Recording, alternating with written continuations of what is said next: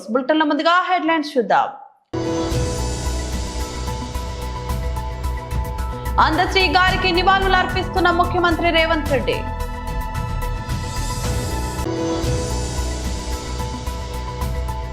Jubilee Hills BRS అభ్యర్థి Maganti Sunitha Gopinath media సమావేశం. SRCP general secretary MVS Nagireddy press meet.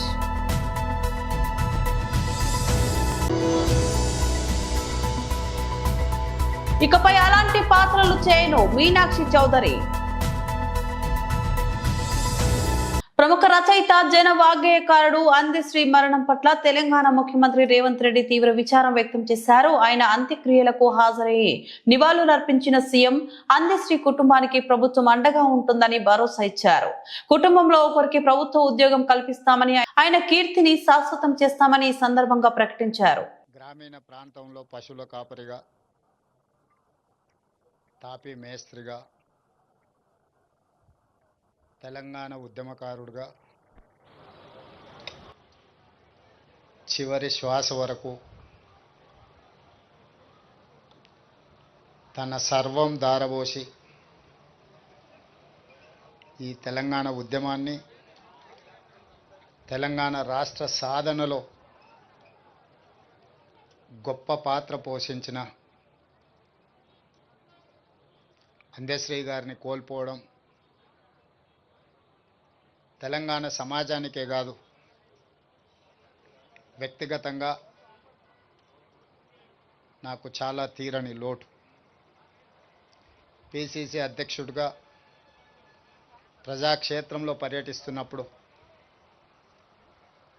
Andasri గారిని కలవాలని ప్రయత్నం చేస్తే, నేను రాజకీయ నాయకులకు దూరంగా ఉంటాను,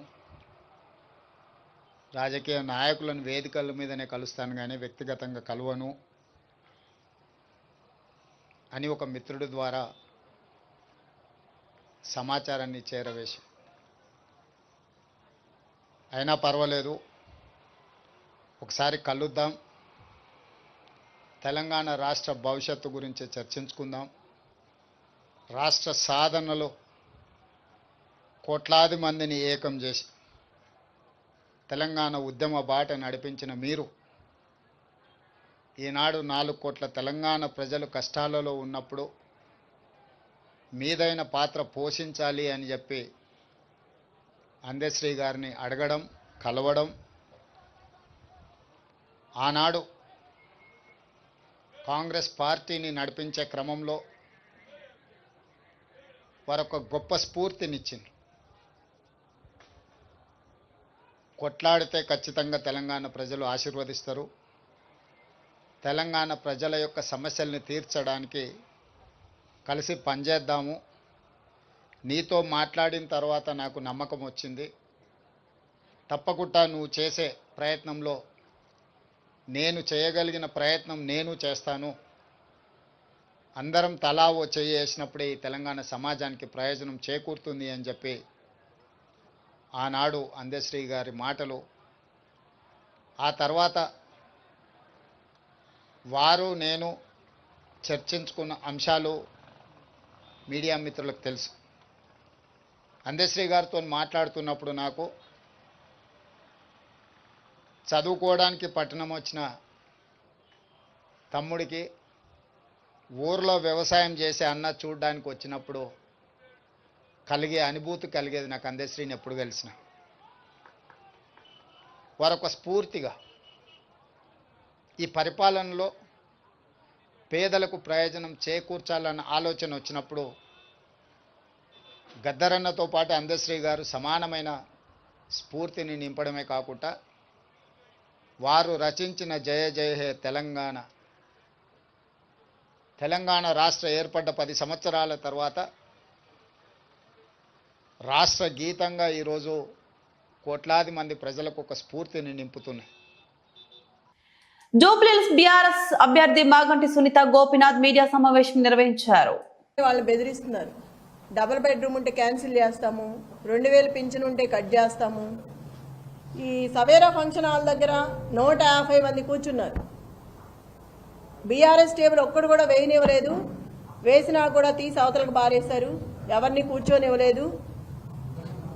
నేను వెళ్ళి అడిగితే గొడవ పెట్టుకున్నారు.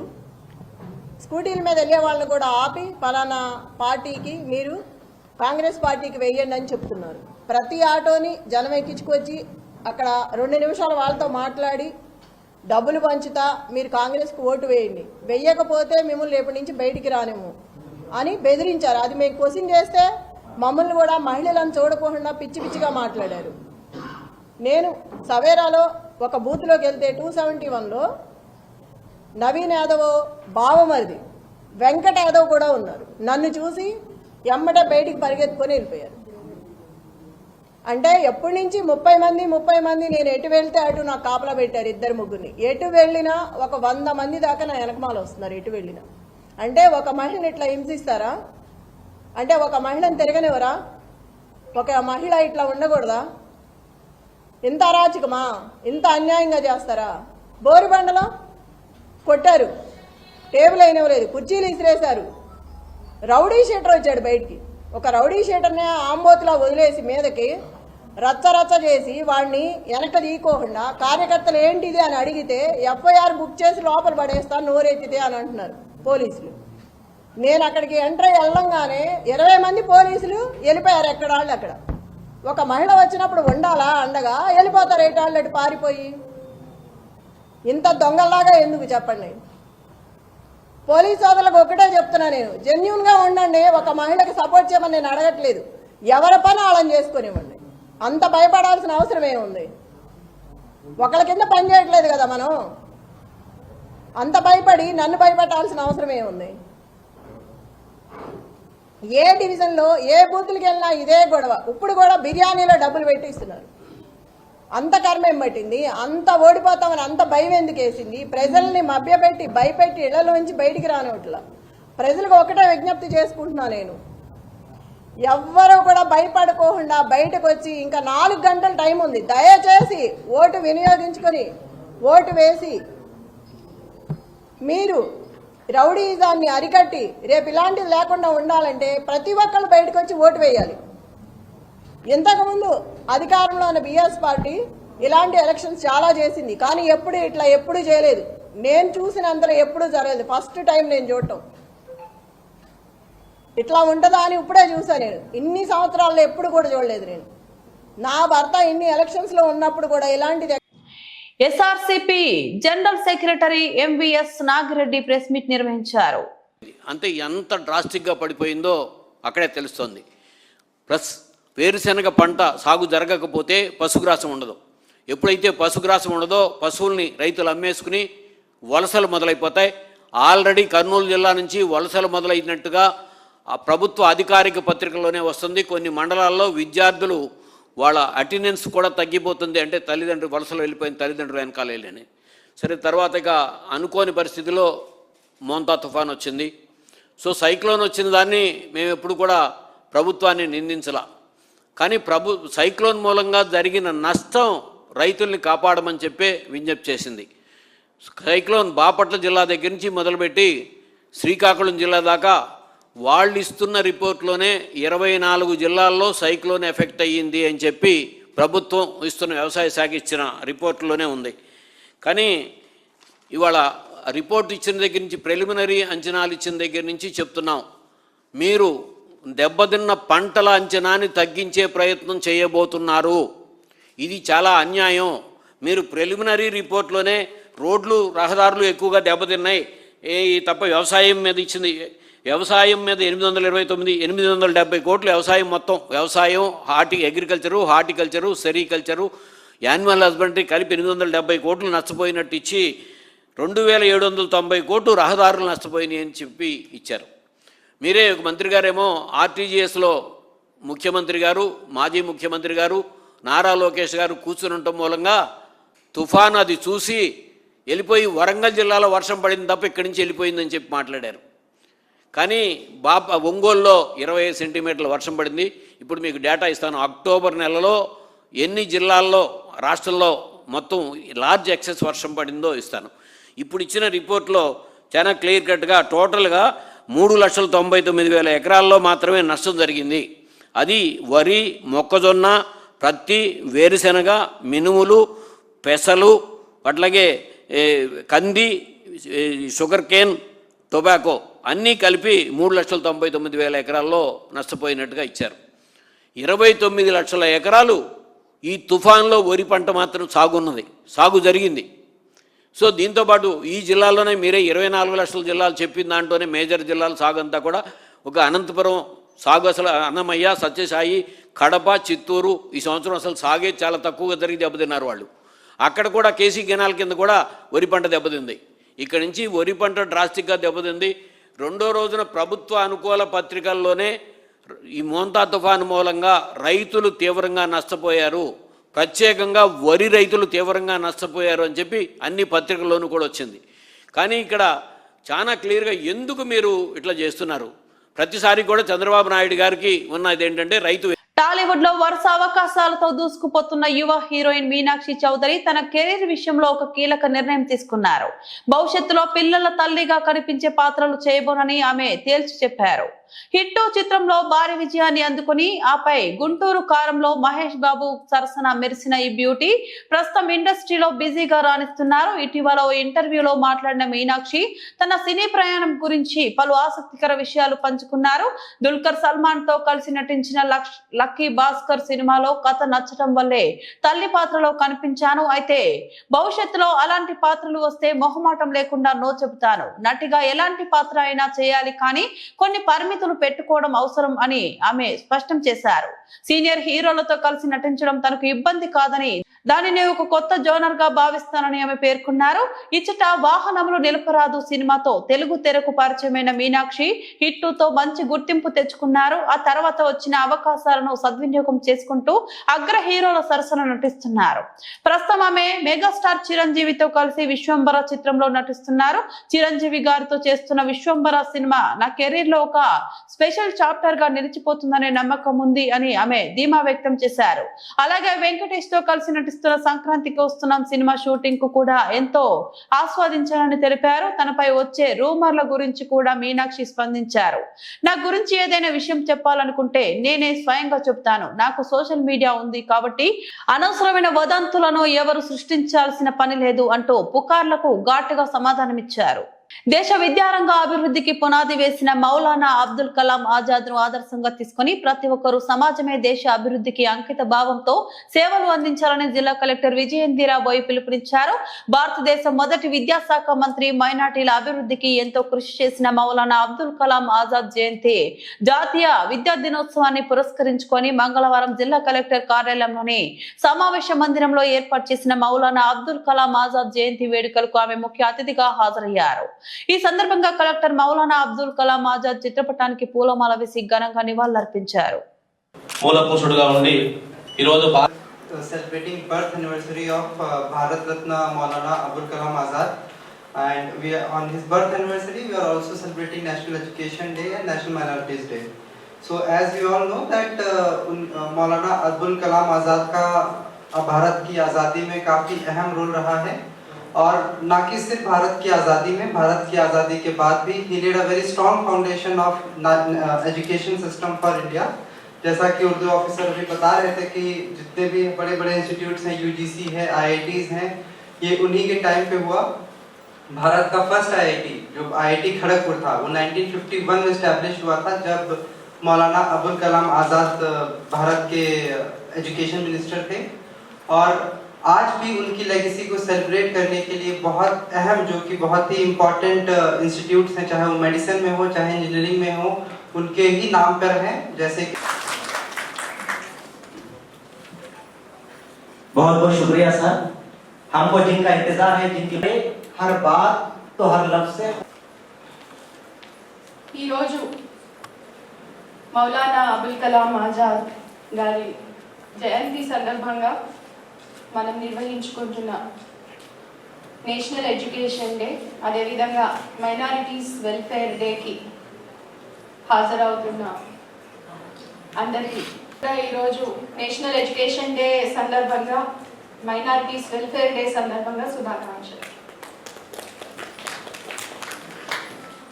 ఈ మౌలానా అబుల్ కలాం ఆజాద్ గారి జయంతి సెలబ్రేట్ చేసుకుంటున్నాం. ఆరు మహనీయుల వర్ధంతులు మనం వారు ఏ రంగాల్లో విశేషంగా కృషి చేశారో ఆ రంగానికి సంబంధించిన దినోత్సవాలుగా వాటిని మనం ప్రకటించుకుని ఆ రోజు వారిని స్మరించుకొని మళ్ళీ ఒకసారి మనం చేస్తున్న పనిలో ఇంకా కమిటెడ్గా ముందుకు వెళ్ళాలన్న ఉద్దేశంతో మనం ఈ కార్యక్రమాలు నిర్వహించాలి. అబుల్ కలాం ఆజాద్ గారు చేసిన కృషి మన మాటలకి కూడా అందదు.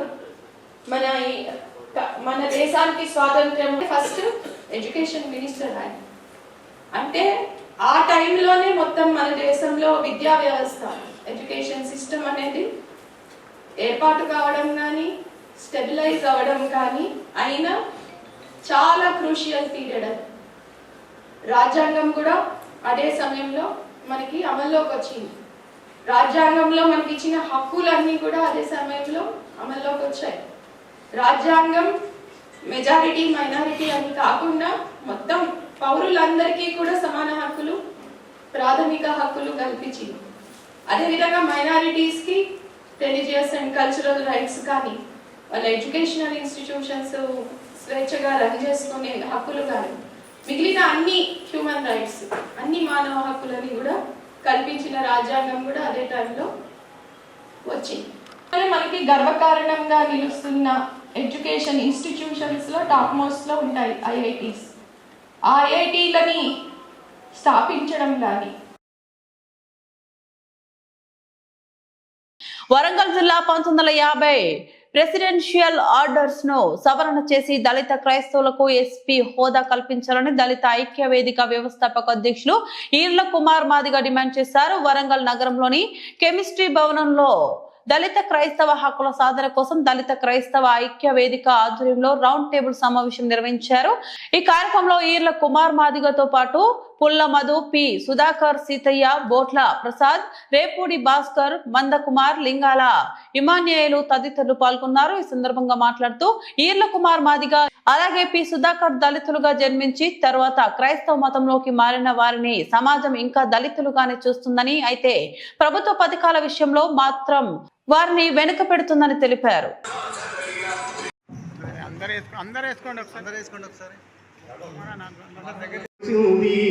భారతదేశంలో మొట్టమొదటి ఈ దేశంలో ఏ వర్గము అన్యాయం జరగలేదంటే దళితులు, ఎస్సీల వర్గాలకు ప్రెసిడెన్షియల్ రావడం వల్ల ఎస్సీ రిజర్వేషన్ కోల్పోవడం జరిగింది.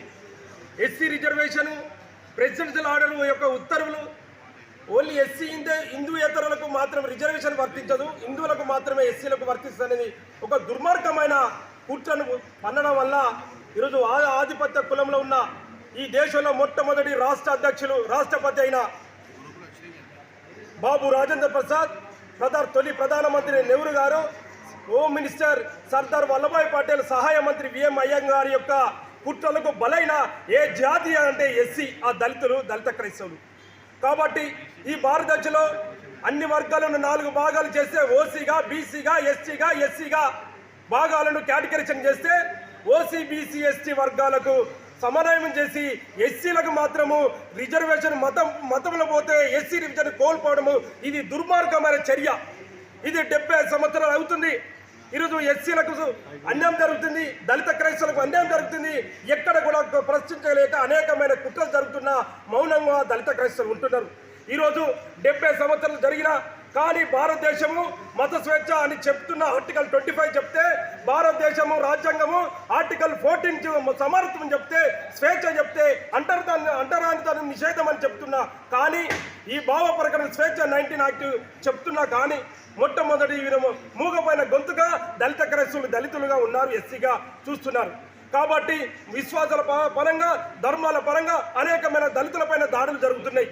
కానీ మేము అంటున్న దళిత క్రైస్తవ ఐక్య వేదిక ఆధ్వర్యంలో ఎక్కడ అన్యాయం జరిగితే అక్కడ ప్రశ్నించే గొంతుగా ఉంటుంది. దళిత క్రైస్తవులకు, దళితులకు స్వేచ్ఛగా ఉండాలి, దళిత క్రైస్తవులు దళితులకు సమర్థం ఉండాలి, మత స్వేచ్ఛ ఉండాలి. భారత రాజ్యాంగం మత స్వేచ్ఛ కల్పిస్తే, భారత రాజ్యాంగం సమర్థం కల్పిస్తే, ఈరోజు ప్రెసిడెన్షియల్ ఆర్డర్ వల్ల ఒక వర్గానికి, ఒక కులానికి మాత్రం అన్యాయం చేయడం ఎంతవరకు ఈ సమంజసం ఈ సందర్భంగా తెలుస్తున్నాం. జారీ చేయడం జరిగింది. జారీ చేసిన ఆర్డర్లో ఏముందంటే ఎవరైతే దళితులు ఉన్నారో దేశ రాజధానిలో జరిగిన పేలుళ్ల నేపథ్యంలో మంగళవారం గోదావరిఖని పట్టణంలోని బాంబో స్క్వాడ్ బీడీ టీంతో తనిఖీలు చేపట్టారు. గోదావరిఖని ప్రాంతంలోని రద్దీగా ఉండే ప్రాంతం ఓల్డ్ అశోక్ గ్రౌండ్ ప్రాంగణంలో ఉన్న దుకాణాల సముదాయంలో ఆగి ఉన్న కార్లను, ఇతర వాహనాలను డాగ్ స్క్వాడ్ బీడీ టీంతో తనిఖీలు చేపట్టారు. ఈ సందర్భంగా గోదావరిఖని ఏసీపీ మడత రమేష్ మాట్లాడుతూ దేశ రాజధాని ఢిల్లీలో పేలుళ్ల నేపథ్యంలో రామగుండం సిపి ఆదేశాల మేరకు నగరంలోని రద్దీ ప్రాంతాల్లో రైల్వే స్టేషన్, బస్టాండ్ ఏరియాలలో బాంబో స్క్వాడ్ బీడీ టీంతో తనిఖీలు చేపట్టడం జరుగుతుందని, ప్రజలెవరూ ఆందోళన చెందవద్దని, మన ప్రాంతం చాలా సురక్షితమైన ప్రాంతమని అన్నారు. శాంతి భద్రతల పరిరక్షణలో ఈ తనిఖీలు చేయడం జరుగుతుందని, ఎవరైనా అనుమానిత వ్యక్తులు, తారసపడ్డ అనుమానిత వాహనాలు గుర్తించిన డయల్ 100 కు గాని సంబంధిత పోలీస్ స్టేషన్ లో గాని సమాచారం ఇవ్వాలని కోరారు. ఈ తనిఖీల్లో Godavarikhani 1 town SI Anusha, bomb squad team Komaraiah, Anil, Rajesh, dog handler Raju, police సిబ్బంది పాల్గొన్నారు.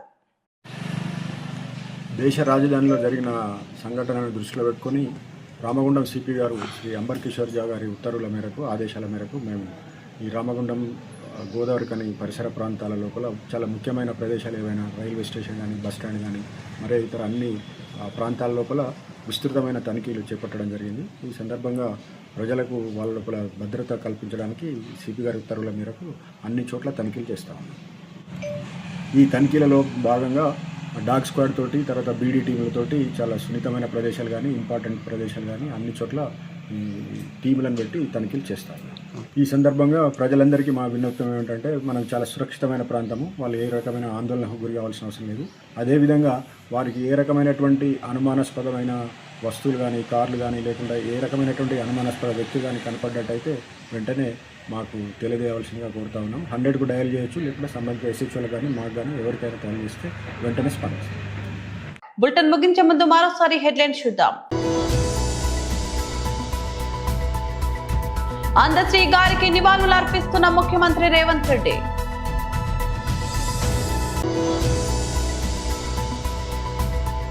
జూబ్లీహిల్స్ బీఆర్ఎస్ అభ్యర్థి మాగంటి సునీత గోపీనాథ్ మీడియా సమావేశం. SRCP general secretary MVS Nagireddy press meet.